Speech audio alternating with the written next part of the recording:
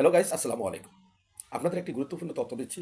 আপনারা যারা যারা ফলোয়ার আর ফলোয়িং ফলোয়ার আর ফলোয়িং এই যে ফলোয়িং যদি আপনার অনমি করে রাখেন, তাহলে নতুন নতুনরা কি মনে করে জানেন? মনে করে আপনি কাউকে ফলো করেননি। এই জন্য আপনারা কখনো অনমি করে রাখবেন না এই ফলোয়িংটাকে। এটা হলো আমার ছোট্ট সাজেশন। আর আরেকটা জিনিস বলি, আপনারা বড় বড় আইডিতে গিয়ে দেখবেন ফলোয়িং যদি 300-400 থাকে আর 25,000 যদি বন্ধু থাকে, তাহলে তাদের কাছে কখনো আশা করা যায় না যে আপনাকে ফলো করবে বা আপনি তার লগে যুক্ত হতে পারবেন। কারণ সে শুধু নিজের স্বার্থটাই দেখতেছে। কারণ কি? প্রমাণটা আপনারাই দেখবেন।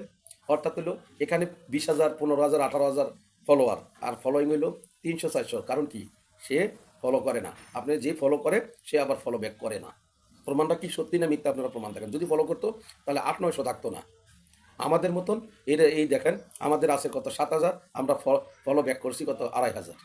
বুঝতে পারছেন? আপনাদের গুরুত্বপূর্ণ তথ্য এটা। আরেকটি কথা হলো, আপনারা এই অনমিটা করে রাখবেন না। দ্বিতীয়টা হলো, আপনাদের আগ্রহ আছে, নতুনদের আগ্রহ বেশি। আর যারা বড় আইডি তাদের কিন্তু আপনাদের প্রতি আগ্রহ নাই। তা আপনাদের গেডিতে পাড়া দিয়ে তারা আরও উপরে উঠতে চায়। অর্থাৎ হলো মল ত্যাগ করার জন্য, মল ত্যাগ করার জন্য কিন্তু সকলে উঠে পড়ে থাকে।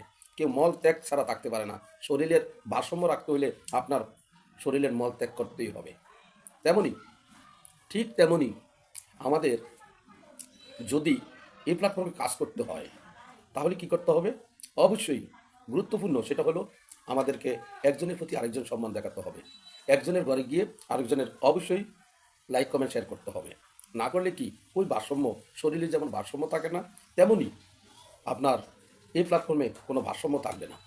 আপনারা মনে করেন যে আমার সামনে যে ভিডিওগুলো সাজেস্ট করবো সেগুলোই আমি কমেন্ট করব, অন্যগুলো করব না। না ভাই, আপনাকে যে কমেন্ট করেছে সেই কমেন্ট ধরে তার করে যান, তাকে রেসপেক্ট করেন, তাকে সম্মান করে আসেন, তাকে ফলো না তাকে ফলো দিয়ে আসেন।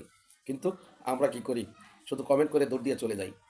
আরে বাবা, কমেন্ট করে দৌড়তে যাবেন না। আপনি বন্ধু হবেন, কমেন্ট করবেন, ওই কমেন্ট ধরে যাকে কমেন্ট করছেন সেই কমেন্ট ধরে আপনার লগে গিয়ে বন্ধু হবে এবং সে কমেন্ট করা হবে। এটা হলো ভারসাম্য, আমাদের শরীরের ভারসাম্য আর এই প্ল্যাটফর্মের ভারসাম্য একই জিনিস। আমরা যদি না করি তাহলে কখনো বড় হতে পারবো না, কখনো মেটার কাছে যেতে পারবো না। হিংসা, অহংকার এগুলোকে দূরে রাখতে হবে, একজনের প্রতি একজন সম্মান দেখাতে হবে। তাহলেই কিন্তু স্বপ্ন বাঁধা যাবে, স্বপ্ন বাস্তবায়ন করা যাবে। আমার কথাগুলো যদি কারো কাছে কষ্টদায়ক হয়, অবশ্যই ক্ষমা দৃষ্টিতে দেখবেন।